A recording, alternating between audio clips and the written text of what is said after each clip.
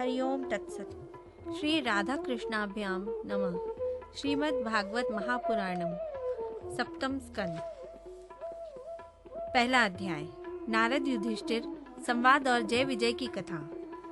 राजा परीक्षित ने पूछा, भगवान तो स्वभाव से ही भेदभाव से रहित हैं, सम है, समस्त प्राणियों के प्रिय और सुहृदय हैं। फिर उन्होंने जैसे कोई साधारण मनुष्य भेदभाव से अपने मित्र का पक्ष ले और शत्रुओं का अनिष्ट करे, उसी प्रकार इंद्र के लिए दैत्यों का वध क्यों किया? वे स्वयं परिपूर्ण कल्याण स्वरूप हैं, इसलिए उन्हें देवताओं से कुछ लेना देना नहीं है, तथा निर्गुण होने के कारण दैत्यों से कुछ वैर विरोध और उद्वेग भी नहीं है। भगवत प्रेम के सौभाग्य से संपन्न महात्मन हमारे चित्त में भगवान के समत्व आदि गुणों के संबंध में बड़ा भारी संदेह हो रहा है। आप कृपा करके उसे मिटाइए। श्री सुखदेव जी ने कहा, महाराज, भगवान के अद्भुत चरित्र के संबंध में तुमने बड़ा सुंदर प्रश्न किया, क्योंकि ऐसे प्रसंग प्रहलाद आदि भक्तों की महिमा से परिपूर्ण होते हैं, जिसके श्रवण से भगवान की भक्ति बढ़ती है। इस परम पुण्यमय प्रसंग को नारद आदि महात्मा गण बड़े प्रेम से गाते रहते हैं। अब मैं अपने पिता श्री कृष्ण द्वैपायन मुनि को नमस्कार करके भगवान की लीला कथा का वर्णन करता हूँ। वास्तव में भगवान निर्गुण, अजन्मा, अव्यक्ता और प्रकृति से परे हैं। ऐसा होने पर भी अपने माया के गुणों को स्वीकार करके वे बाध्य बाधक भाव को, अर्थात मरने मारने वाले दोनों के परस्पर विरोधी रूपों को ग्रहण करते हैं। सत्व गुण, रजोगुण और तमोगुण ये प्रकृति के गुण हैं, परमात्मा के नहीं। परीक्षित, इन तीनों गुणों की भी एक साथ ही घटती बढ़ती नहीं होती। भगवान समय समय के अनुसार गुणों को स्वीकार करते हैं। सत्व गुण की वृद्धि के समय देवता और ऋषियों का, रजोगुण की वृद्धि के समय दैत्यों का और तमोगुण की वृद्धि के समय वे यक्ष एवं राक्षसों को अपनाते और उनका अभ्युदय करते हैं। जैसे व्यापक अग्निकाष्ठ आदि भिन्न भिन्न आश्रयों में रहने पर भी उनसे अलग नहीं जान पड़ती, परंतु मंथन करने पर वह प्रकट हो जाती है, वैसे ही परमात्मा सभी शरीरों में रहते हैं, अलग नहीं जान पड़ते, परंतु विचारशील पुरुष हृदय मंथन करके उनके अतिरिक्त सभी वस्तुओं का वाद करके अनंतः अपने हृदय में ही अंतर्यामी रूप से उन्हें प्राप्त कर लेते हैं। जब परमेश्वर अपने लिए शरीरों का निर्माण करना चाहते हैं, तब अपने माया से रजोगुण की अलग सृष्टि करते हैं। जब वे विचित्र योनियों में रमण करना चाहते हैं, तब सत्व गुण की सृष्टि करते हैं, और जब वे शयन करना चाहते हैं, तब तमोगुण को बढ़ा देते हैं। परीक्षित, भगवान सत्य संकल्प हैं। वे ही जगत की उत्पत्ति के निमित्त भूत प्रकृति और पुरुष के सहकारी एवं आश्रय काल की सृष्टि करते हैं। इसलिए वे काल के अधीन हैं, काल ही उनके अधीन है। राजन, ये काल स्वरूप ईश्वर जब सत्व गुण की वृद्धि करते हैं, तब सत्वमय देवताओं का बल बढ़ाते हैं, और तभी वे परम यशस्वी देव प्रिय परमात्मा देव विरोधी रजोगुणी एवं तमोगुणी दैत्यों का संहार करते हैं। वस्तुतः वे सम ही हैं। राजन, इसी विषय में देवर्षि नारद ने बड़े प्रेम से एक इतिहास कहा था। यह उस समय की बात है जब राजसूय यज्ञ में तुम्हारे दादा युधिष्ठिर ने उनसे इस संबंध में एक प्रश्न किया था। उस महान राजसूय यज्ञ में राजा युधिष्ठिर ने अपने आंखों के सामने बड़ी आश्चर्यजनक घटना देखी कि चेदीराज शिशुपाल सबके देखते देखते भगवान श्री कृष्ण में समा गया। वहीं देवर्षि नारद भी बैठे हुए थे। इस घटना से आश्चर्यचकित होकर राजा युधिष्ठिर ने बड़े बड़े मुनियों से भरी हुई सभा में उस यज्ञ मंडप में ही देवर्षि नारद से यह प्रश्न किया। युधिष्ठिर ने पूछा, अहो, ये तो बड़ी विचित्र बात है। परम तत्व भगवान श्री कृष्ण में समा जाना तो बड़े बड़े अनन्य भक्तों के लिए भी दुर्लभ है। फिर भगवान से द्वेष करने वाले शिशुपाल को यह गति कैसे मिली? नारद जी, इसका रहस्य हम सभी जानना चाहते हैं। पूर्व काल में भगवान की निंदा करने के कारण ऋषियों ने राजा वेन को नरक में डाल दिया था। यह दमघोष का लड़का पापात्मा शिशुपाल और दुर्बुद्धि दंतवक्त्र दोनों ही जब से तुतलाकर बोलने लगे थे, तब से अब तक भगवान से द्वेष ही करते रहे हैं। अविनाशी परब्रह्म भगवान श्री कृष्ण को ये पानी पी पी कर गाली देते रहे हैं, परंतु इसके फल स्वरूप न तो इनकी जीभ में कोढ़ ही हुआ और न इन्हें घोर अंधकारमय नरक की ही प्राप्ति हुई। प्रत्युत जिन भगवान की प्राप्ति अत्यंत कठिन है, उन्हीं में ये दोनों सबके देखते देखते अनायास ही लीन हो गए। इसका क्या कारण है? हवा के झोंके से लड़खड़ाती हुई दीपक की लौ के समान मेरी बुद्धि इस विषय में बहुत आगा पीछा कर रही है। आप सर्वज्ञ हैं, अतः इस अद्भुत घटना का रहस्य समझाइए। श्री सुखदेव जी कहते हैं, सर्वसमर्थ देवर्षि नारद राजा के ये प्रश्न सुनकर बहुत प्रसन्न हुए। उन्होंने युधिष्ठिर को संबोधित करके भरी सभा में सबके सुनते हुए यह कथा कही। नारद जी ने कहा, युधिष्ठिर, निंदा, स्तुति, सत्कार और तिरस्कार इस शरीर के ही तो होते हैं। इस शरीर की कल्पना प्रकृति और पुरुष का ठीक ठीक विवेक न होने के कारण ही हुई है। जब इस शरीर को ही अपना आत्मा मान लिया जाता है, तब यह मैं हूँ और ये मेरा है ऐसा भाव बन जाता है। यही सारे भेदभाव का मूल है। इसी के कारण ताड़ना और दुर्वचनों से पीड़ा होती है।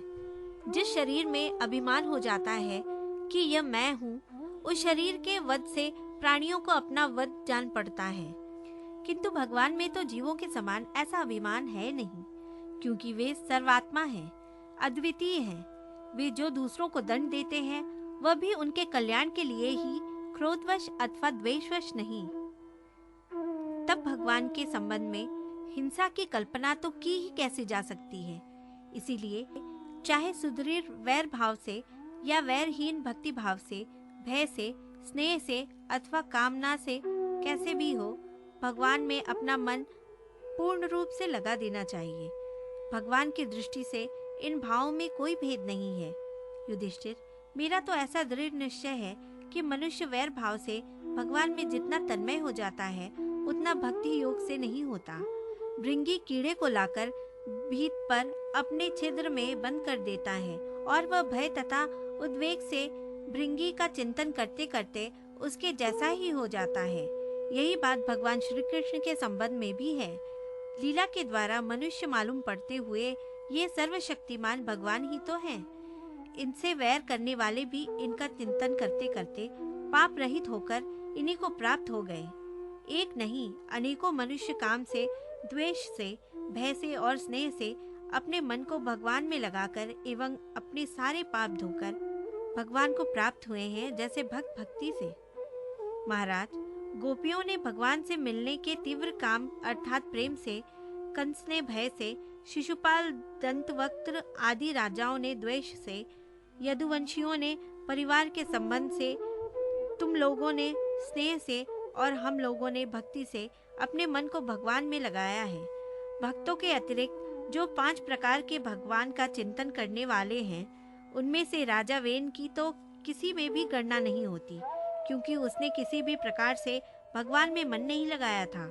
सारांश यह कि चाहे जैसे हो, अपना मन भगवान श्री कृष्ण में तन्मय कर देना चाहिए। महाराज, फिर तुम्हारे मौसेरे भाई शिशुपाल और दंतवक्त्र दोनों ही विष्णु भगवान के मुख्य पार्षद थे। ब्राह्मणों के शाप से इन दोनों को अपने पद से च्युत होना पड़ा था।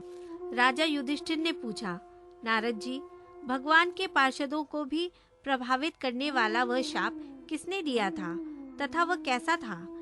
भगवान के अनन्य प्रेमी फिर जन्म मृत्युमय संसार में आए। यह बात तो कुछ अविश्वसनीय सी मालूम पड़ती है।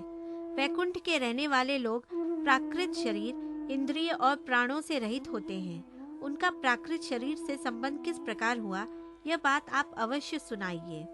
नारद जी ने कहा, एक दिन ब्रह्मा के मानस पुत्र सनकादि ऋषि तीनों लोकों में स्वच्छंद विचरण करते हुए वैकुंठ में जा पहुँचे। यूँ तो वे सबसे प्राचीन हैं, परंतु जान पड़ते हैं ऐसे मानो 5-6 बरस के बच्चे हों।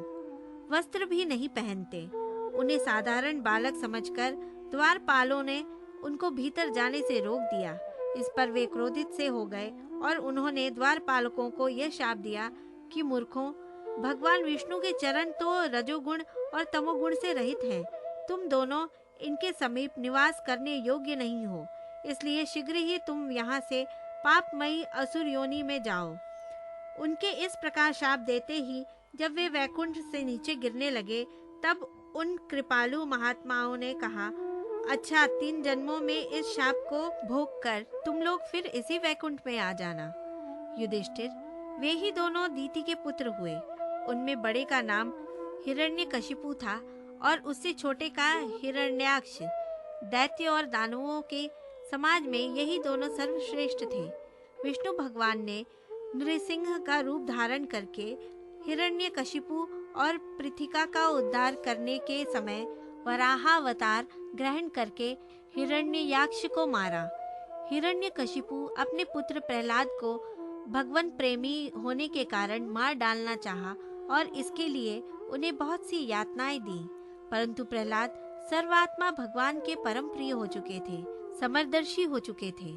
उनके हृदय में अटल शांति थी। भगवान के प्रभाव से वे सुरक्षित थे, इसलिए तरह तरह से चेष्टा करने पर भी हिरण्यकशिपु उनको मार डालने में समर्थ न हुआ। युधिष्ठिर, वे ही दोनों विश्रवा मुनि के द्वारा केशिनी कैकसी के गर्भ से राक्षसों के रूप में पैदा हुए। उनका नाम था रावण और कुंभकर्ण। उनके उत्पातों से सब लोकों में आग सी लग गई थी। उस समय भी भगवान ने उन्हें शाप से छुड़ाने के लिए राम रूप से उनका वध किया। युधिष्ठिर, मार्कंडेय मुनि के मुख से तुम भगवान श्री राम का चरित्र सुनोगे। वे ही दोनों जय विजय इस जन्म में तुम्हारी मौसी के लड़के शिशुपाल और दंतवक्त्र के रूप में क्षत्रिय कुल में उत्पन्न हुए थे। भगवान श्री कृष्ण के चक्र का स्पर्श प्राप्त हो जाने से उनके सारे पाप नष्ट हो गए और वे सनकादि के शाप से मुक्त हो गए। वैर भाव के कारण निरंतर ही वे भगवान श्री कृष्ण का चिंतन किया करते थे। उसी तीव्र तन्मयता के फल स्वरूप वे भगवान को प्राप्त हो गए और पुनः उनके पार्षद होकर उन्हीं के समीप चले गए। युधिष्ठिर जी ने पूछा, भगवान, हिरण्यकशिपु ने अपने स्नेहभाजन पुत्र प्रहलाद से इतना द्वेष क्यों किया? फिर प्रहलाद तो महात्मा थे। साथ ही यह भी बतलाइए कि किस साधन से प्रहलाद भगवन्मय हो गए।